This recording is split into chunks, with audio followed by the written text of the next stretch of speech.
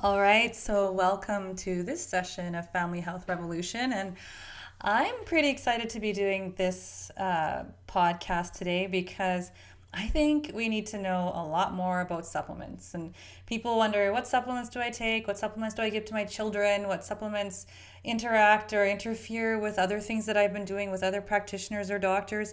And what supplements are good quality, which ones aren't.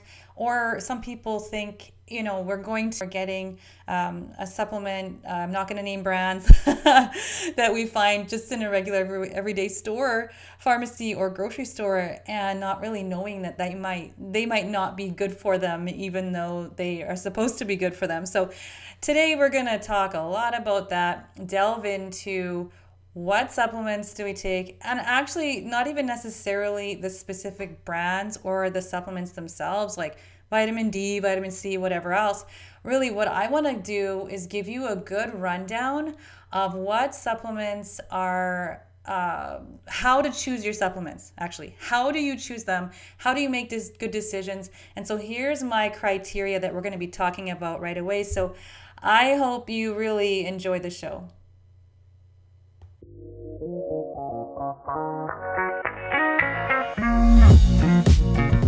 Welcome to the Family Health Revolution podcast with Coach Carla Atherton, where she discovers, uncovers, explores, and reveals the secrets to true family health and wellness.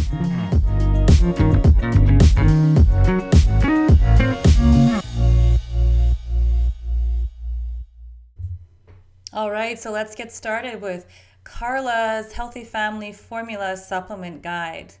All right, so it has been reported pretty much like everywhere that the average North American does not meet even the most basic recommended daily intake of the vitamins and minerals we need to live in good health, right? So these vitamins and minerals that we need to live in good health, we don't even get the basics. Now add to that issues such as soil depletion, where soil is overfarmed and microbes that enrich the soil are killed, rendering the food it grows less nutritious. Spraying with pesticides and herbicides, which adds to your family's total toxic burden and disrupts your internal microbiome and ability to absorb nutrients. And the widespread acceptance of the nutrient-deficient, processed food-based, sad, standard American diet. We Canadians eat this drivel too. I'm a Canadian. It's the same diet. We aren't even getting enough gas to putter to the next gas station, never mind handle a concerning event like a serious health challenge. How can we expect to have what it takes to prevent and or overcome the illness that can follow if our bodies don't have the tools? It's like telling a contractor to build you a house out of duct tape and fluff. Good luck with that. Okay, so again, this is not a treatment guide. So I'm going to say this is not a treatment guide. I don't treat illness, but I provide suggestions for tools that can support the body's own defense mechanisms and processes.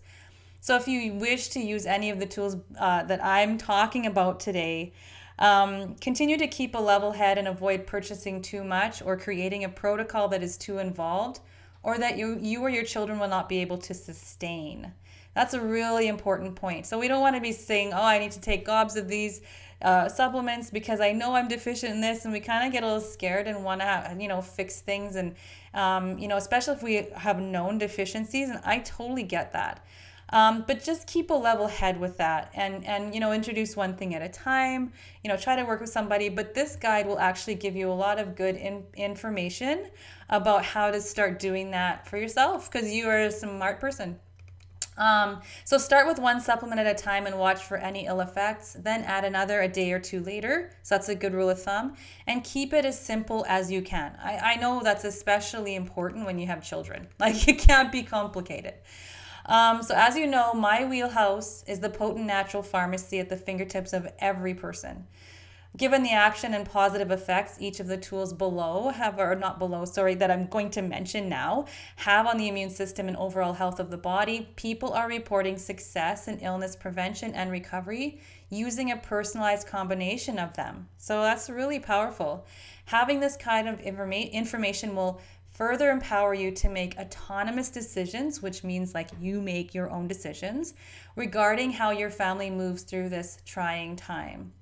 This is a very large list, but do not be overwhelmed as I've tried to categorize the list for you to keep your proverbial poop in a group. I like to say poop in a group. My friend used to say that and it makes me laugh, so I like to say that.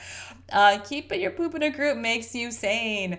I've also created a list of heavy hitters that you can consider as a very simple, safe, and effective protocol that is easy and cheap to do for everyone, including children. So I will share that list of heavy hitters after we go through my kind of rules of supplementation first. Okay, so even with that stripped down list, you always watch and listen to the body for signs indicating compatibility or incompatibility. Okay, so you always listen to your body.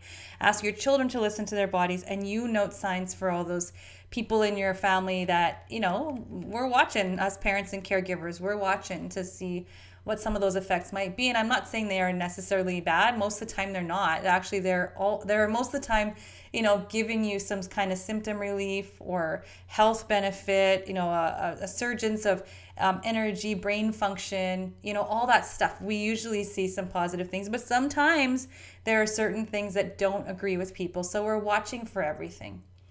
All right, so how can you supplement to balance your immune system and fight infection?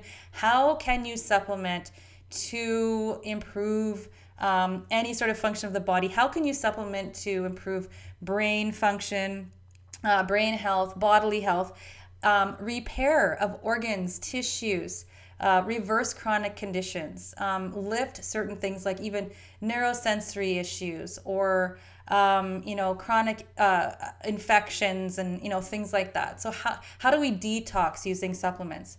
Many ways, but here are my rules. Okay, so first one is deciding what the indication and purpose is of that supplement. So first, assess the indication and purpose of the supplement you are considering.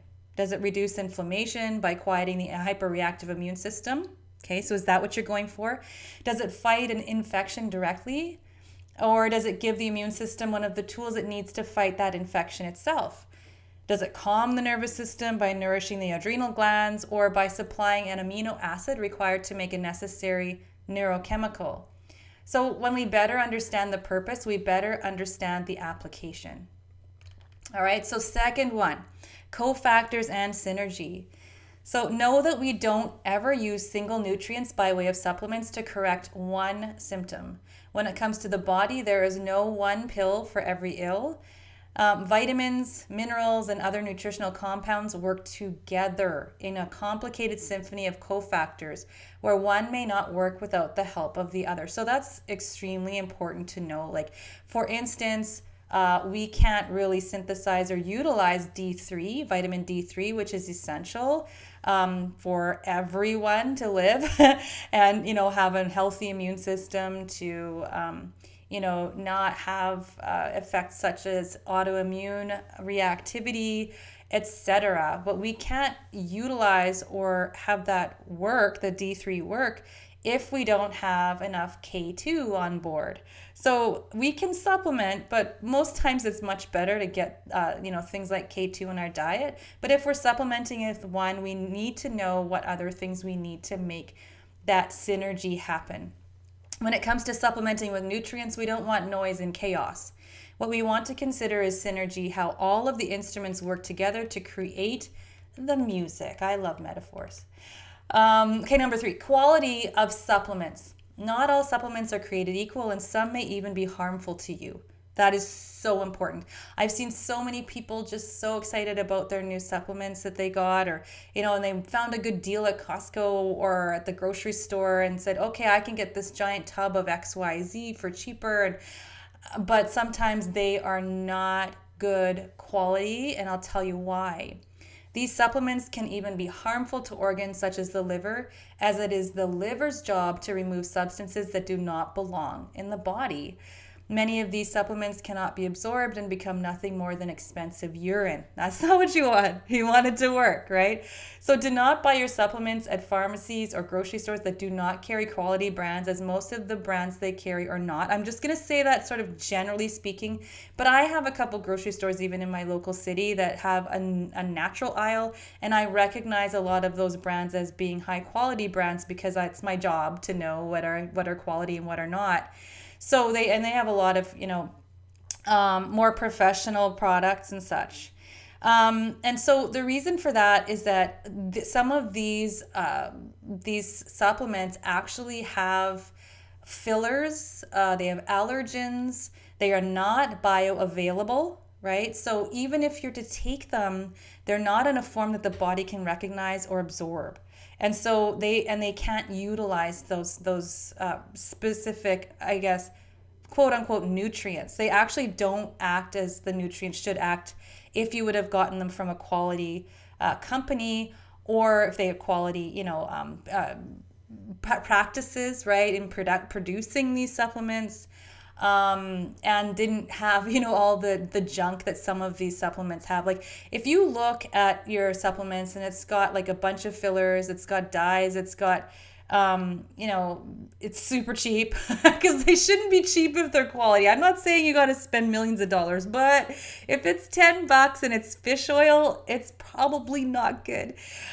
So make sure you really keep an eye on that. And so purchase at reputable health food stores, online or in person, and even then communicate with the staff to ensure that you're getting supplements that are bioavailable, right, in a form that's easily absorbed into the body and without fillers and potential allergens.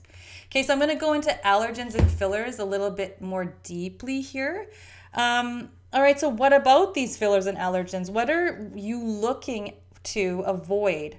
So those things are unnecessary ingredients, additives, and substances that preserve, bulk up the supplement, right? Or make it taste good, right? So it's sugar, it's sucralose, it's aspartame, it's, all kinds of nasty ingredients that are supposed to make it taste good. It's going to go down better, especially if it could be a liquid or something designed for kids. Sometimes they add a lot of stuff to the kids' stuff, and then it can actually cause more harm than good. Some companies use fillers because they're necessary for the delivery of the active ingredient, which may be the best they can do, but may not be an allergen for you. So you're reading that. So if you're like, okay, I understand that they have to put something in here, but rice flour doesn't agree with me, it might not be the brand for you. So you really have to individualize and read labels, right? If this is the case, look for a brand that contains other non-medical ingredients that are more compatible with your body. So if you're vegan, look for vegan capsules, right? So if flavoring makes some supplements such as fish oil taste better, but it's always better to get the plain version, right? It's just better. But if you have to have something, just know what you're doing, know what you're taking. But if you have no other choice or find certain supplements very hard to take, look for the best ingredients you can while leaving yourself a little wiggle room. Watch for potential allergens such as wheat, nuts, soy, corn, rice, and dairy, because many supplements use these ingredients in products you might never suspect. Even some of the most wonderful blends of herbs, for example, may be suspended in a grain-based alcohol that contains gluten or are from GMO crops. That's another thing. So again, always read labels. And I've often called, supplement companies and asked them a bunch of questions because that's what they're there to answer. I'm not afraid to ask questions, especially if they're selling something that I'm supposed to ingest. Okay. I'm the same way in a restaurant. I know, annoying. So they're happy to answer. Pre-existing conditions is another thing to consider. So if you already have a pre-existing health condition, all of your potential weaknesses and specific needs need to be taken into account.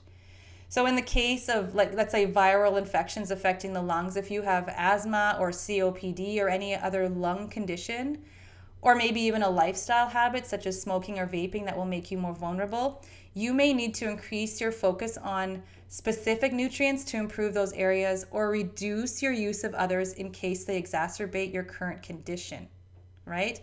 So be specifically diligent in selecting the correct supplements if you have, let's say, autoimmune disease, any lung condition, or any other hyperreactive inflammatory conditions such as maybe multiple chemical sensitivity, mold illness, mast cell activation syndrome, histamine intolerance, asthma, or allergies.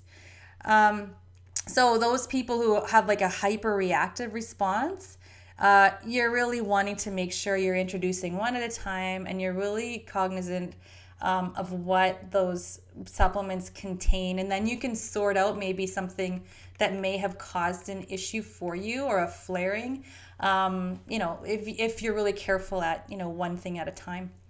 So another thing to consider is contraindications. Always consider your current supplement regimen when adding new ones, and inform yourself about potential herb-drug interactions if you are currently on any kind of medication.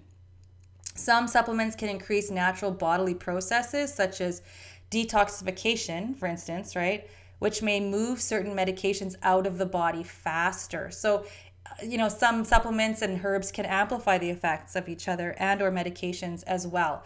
So we just want to make sure we're not making something not work that we're trying to have work, or work too fast or too potently, and causing symptoms that way.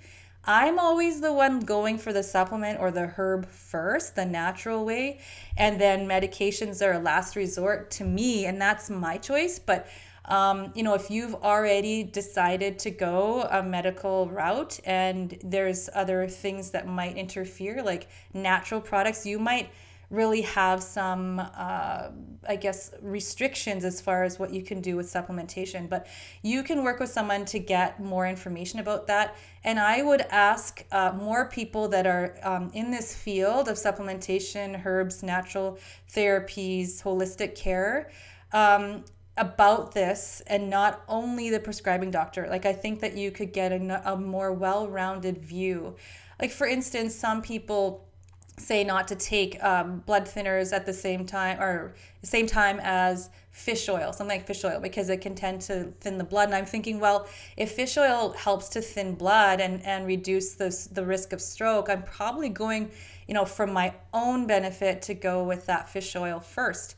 But this is not medical advice. And if you already are on a blood thinning agent or something, and your doctor says don't take that, you decide what advice you're going to take from those prescribing medical professionals that you've already looked to for that particular information. Okay, so if that's what you've decided to do, it's not a good idea to go around and just sort of do things willy-nilly. You got to really think about it. And then if there's some kind of maybe monitoring they can do, they can test certain components of blood to see if there's any further thinning. If you wanted to do more of a natural route, that's definitely up to you to monitor and see if you can get that support in introducing more natural methods as well. All right, so the dosing of both natural compounds and medications may be adjusted, or even may need to be adjusted or even stopped. Herbals and other nutritional compounds interact usually in a synergistic way, right? Usually, but even they can cause problems or contradict the effects of each other. It's very important to work with your prescribing practitioner if you plan to make changes to your supplements or medications if you are unsure. Like I said, just want to make sure that I made that point. Okay, so my next point is delivery method. Super important, especially if you got kids. Okay, and I'll tell you why. Nutritional supplements can come in the forms of capsules, tablets, liquids, tinctures, salves, creams, drops, sprays, patches, powders, and inhalants. And I probably missed some things. They can be made more bioavailable in a liposomal preparation. So that's where it's suspended in a fat and absorbed very quickly into the cells, and can be introduced orally, transdermally, which is through the skin, sublingually, absorbed under the tongue, or as a suppository, which is rectally or vaginally. I know that sounds so fun, but sometimes that's the best way to deliver something. Some supplements are designed to be time-released or can be enterically coated so it survives the descent through the digestive system to where it needs to go.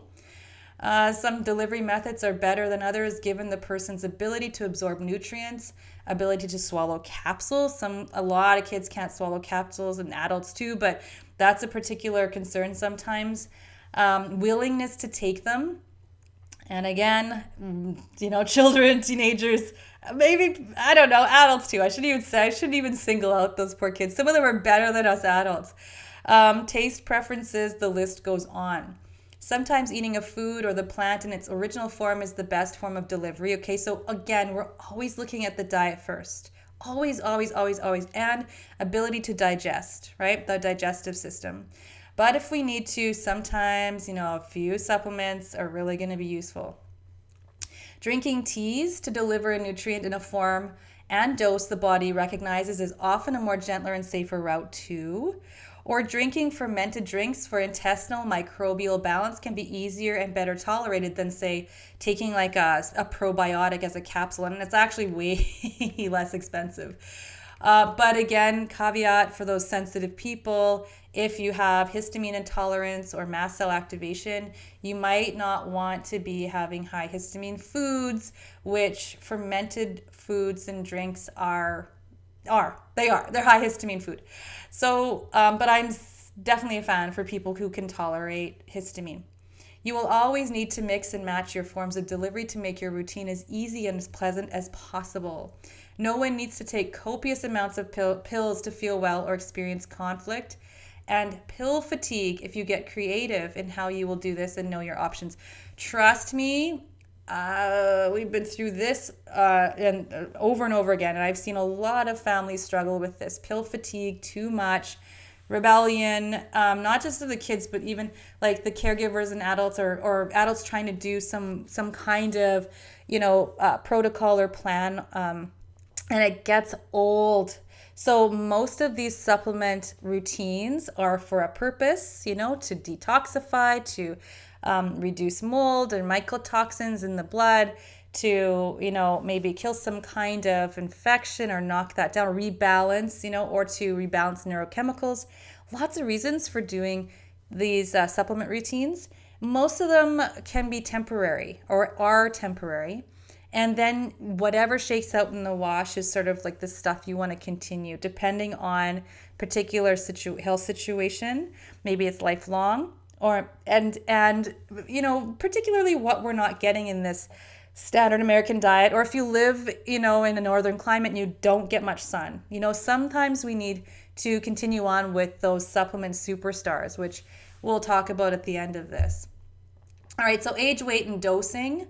Another category to have a look at. So always consider the age and weight of each person in your family and adjust each person's dose accordingly. There will be guidelines on the packaging that will be appropriate for the average adult, but children, elderly people, pregnant and breastfeeding women, and sensitive people will have specific dosing needs, and some supplements are not to be taken at all for this population of people. Always adjust accordingly, and the rule of thumb is smaller and more sensitive bodies need less. Okay, that's usually how it goes. Smaller bodies, more sensitive bodies need less. Many supplement companies formulate with children, mothers, and other adults in mind, so do look for those in particular products, right? Trusted companies that have dosing knowledge and research for mothers, children, and other adults, right? Or older adults, sensitive people as well. All right, so next category, situation and environment. So each family situation will be different, and each will have to assess what they have for financial resources and product availability. If you have trouble sourcing quality brands locally, get them online. I order a lot of stuff online. Sometimes you can't find specific brands in a store, or sometimes they exclusively sell online, which is fine. It's just a little bit of a hunter-gathering kind of scenario. Also, and I like to order directly from the company. Also, some forms of supplements are less expensive than others, and some are more essential. Prioritize and select the basics first. So the supplements that we will build health, right? The basics. We need omega-3s. We need omega-3s. We all could use a little vitamin D3 and probably some K2. We can all use a bit of vitamin C, keeping that immune system working well, etc., right? And then add fancy stuff when, if you have the money or need. So if you're on a budget, know that there's always more than one way to get your desired results. And if you're comparing apples to apples, you can select the less expensive route. Just do not settle for low quality because they will not be effective and can harm you. So for instance, buy the bulk buffered vitamin C powder if you have a large family, or eat more leafy greens rather than buying expensive B vitamin complexes. Your health is always worth the cost, but there are ways to make that cost less of a drain on your pocketbook. And especially now at the time when people are uncertain of what their financial futures hold, really. They're like, what am I spending money on vitamin C for? Well, don't worry, it's worth it. So consider bio-individuality. So to make things even more complicated for the caregivers listening, and I'm sorry, every one of the members of your family will have different needs for their unique bodies. I know, let's just make this complicated. This is called bio-individuality, okay? Bio-individuality.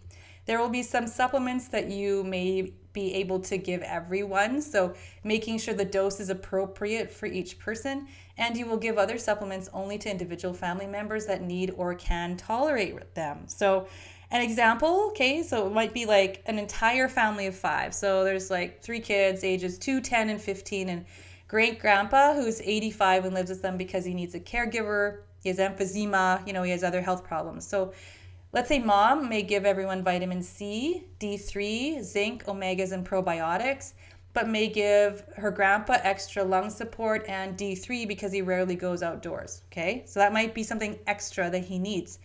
Her 15-year-old, an adult dose of the family regimen, right? Because that 15-year-old's body is big enough to have that adult dose and will need that.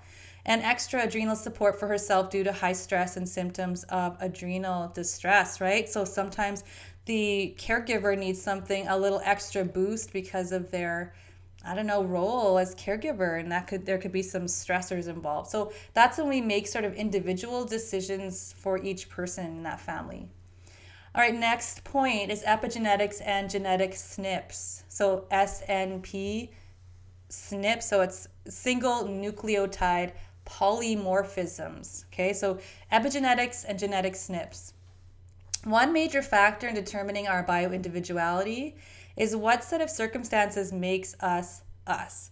And that lies in our genetic makeup.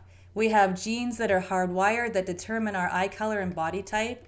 There are also genes that are expressed according to the inputs we receive from our environment and the lifestyle choices we make. In this case being nutrients. And I'm going to talk about SNP genetics, epigenetics, and SNPs quite a bit through all of these episodes because it's very much involved with how a holistic approach to health is so beautiful because we can turn these genes on and off by how we live and what we take into our bodies and what we don't take into our bodies. Okay, so again, in this case, this example is our nutrients, right? So if there's a variant on a gene, which is a SNP, that's a variant, right? It's a single nucleotide polymorphism. It can affect the gene's expression, either speeding it up or slowing it down. So for example, if one has a genetic SNP on the gene that's responsible for methylation, which we probably, a lot of us of you have heard about MTHFR, and it's expressing, this person may need more folate in their diet or even to supplement. So because of this whole phenomenon of epigenetics, which means above the gene, we are largely in control of our health destinies through the decisions we make regarding all of the things we went through in part 1 of this article series, or that I'm quoting from right now. So sleep, diet, exercise, food, etc. And sometimes supplementation to support the various biochemical processes in your body. So if you don't know your genetic profile, that's not necessarily a problem. So just follow the most important rule of thumb. Listen to your body.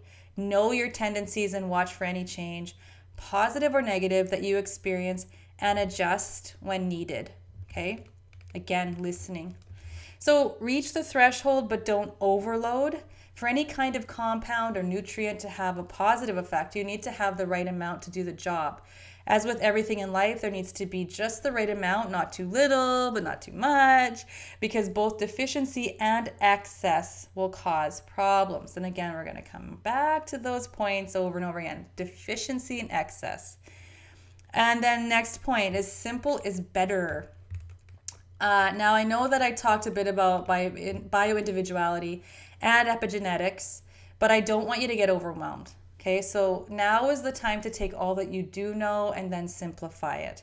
If you prioritize and exclude anything that you're unsure of, you can create a very simple regimen that is sustainable, affordable, and easy for you and your family. So if you need help, I mean, like I was saying, seek the help of a trusted practitioner who has knowledge in nutrition and who understands the power of natural therapies. And I'm just going to flat out say, if you have a practitioner who says that this is not important, that nutrition isn't important, you might need to look further for someone who knows about this, because that is just, it's not even an idea that is worth even exploring, that this is not important, because it is.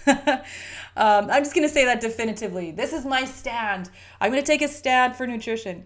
I do not want to dog. I don't want to dog on. I'm not dogging on doctors, but some do not use nutrition as a tool or even acknowledge the usefulness of nutritional therapy and phytotherapy. So just yeah, okay, say thank you, and just keep looking, because there's so much to be had through nutritional therapy and phytotherapy, which is plants, right? Ingesting plants. So just be sure to seek the advice of those in the know. I will say this: anyone who denies that diet nutrients are second to medications are benign, or are benign in any way, is just wrong. So it's just, we know the power of nutrition. And all right, so next one, titrate and watch for reactions. Okay, I'm getting close to the last couple points that I want to make for you. It's always a good idea to introduce one supplement at a time to watch for reactions, both positive or negative. Like I was saying, right? This way you can see what is having a positive effect. So titrate means, introduce one at a time. So you can see if it has a positive effect or if it's something that's creating a problem. You can pinpoint what that supplement might be right away. You don't have a bunch of I got to stop everything and this isn't good, and this didn't work, this made me sick. It's like, well, there might be a reason for it. Doesn't mean it's not something it's not something you need. It might be something you need very much. It just might be too much. It might have happened in the wrong order. There's so many different variables. All right, so this way you can make any adjustments to a dose that you may need to make, such as lowering intake of magnesium to bowel tolerance or eliminating altogether, such as when you have an allergic reaction, right? Or adjusting the timing. So maybe when melatonin, for instance, you might want to have it at maybe at 9:00 a.m. created drowsiness, but you might need to have melatonin at night, kind of when your body's more ready and when it's supposed to be creating melatonin. So always listen to the reactions, your body's reactions and your children's. Start low and go slow. I have to say for myself, this is good information. This is a good point of advice. So for the most part, a good idea is to start with an effective but relatively low dose of any nutritional supplement and then work up from there, increasing with every dose. You can start at the maximum dose if the maximum dose is the modest and deemed safe. So if it's modest and deemed safe, such as fish oil formulated for children. Okay, so it's rarely, though, a good idea to superdose unless you're working with a knowledgeable practitioner or are knowledgeable yourself. I have superdosed for myself when I actually had a dissected carotid artery with a clot, and I mega dosed with fish oil. I'm not saying people who have that particular thing come about to do that. I'm saying that's what I did because I had the knowledge about how to repair and my, anything that might have been happening with my brain and reduce inflammation. Okay, so give the body time to respond and adjust. However, megadosing with vitamin C has been a proven strategy to knock down viral infection and is my strategy of choice. Just make sure that you are monitoring your response. All right, so the best bang for your buck, the supplement heavy hitters. Okay, so once you know what supplements you could use, then it's time to select which ones you will use. No one can maintain or sometimes even afford a huge protocol of handfuls of pills and complicated dosing schedules, nor should they. It's too much information for the body to handle at once. Just think, what is going on here? Your body's it's too much. It can be expensive and most times unnecessary. If you have a select few items that cover all of your goals, in this case, addressing inflammation, okay, that's always a good goal. Viral infection and replication, okay, that's a good goal. An immune system function, then those are the items to select. These are what I call the heavy hitters. And after you have the basics covered, then you dive deeper if you need to with additional supports, depending on the criteria and those needs arise. So don't be overwhelmed, get informed, then get moving. That's always my give you a kick in the butt. Don't be overwhelmed. Just get informed and get moving. Start with something, right? One of the things for sure. Listen to your body. So I've said this time and again, listen and respond. Do not cover up symptoms or push through ill effects. This is the most important rule. If followed, will give you the most information and the confidence you need to guide your own family through making these decisions. Okay, so that's all I want to say for today because I've hit our half an hour mark. So that's my maximum time for anything, any of these shows. So I've hit max. So I'm just going to stop right there because we have plenty of time together in future episodes to talk further about nutrition supplementation. I will post actually at the end of this, or at the bottom of this, not the end of it, how would that be? I will post underneath this recording a document that outlines what I just talked about. And I will also post a link to my supplement superstars.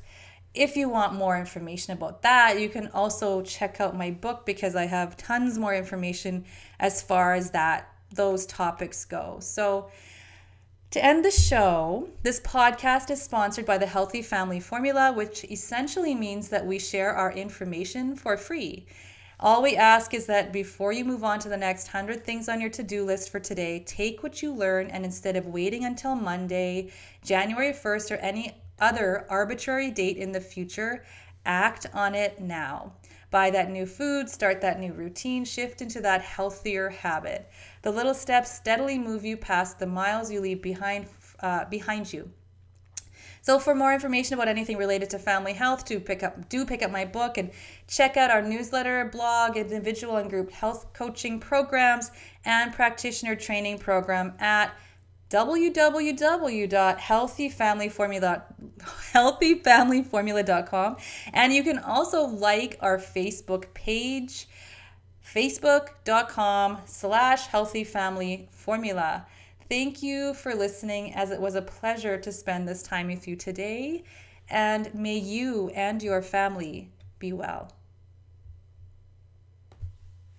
Please note that Family Health Revolution podcast is not a source for diagnosis or medical treatment, but is the opinion of the host. This podcast is intended to empower people with information so they can make the best health decisions for themselves. It is up to each person to listen to their inner wisdom, consider the information they deem to be accurate and applicable to their individual situation, and consult with their trusted healthcare providers, if they so choose, when making any decisions regarding their own health or the health of their loved ones. Each person's health is their own responsibility.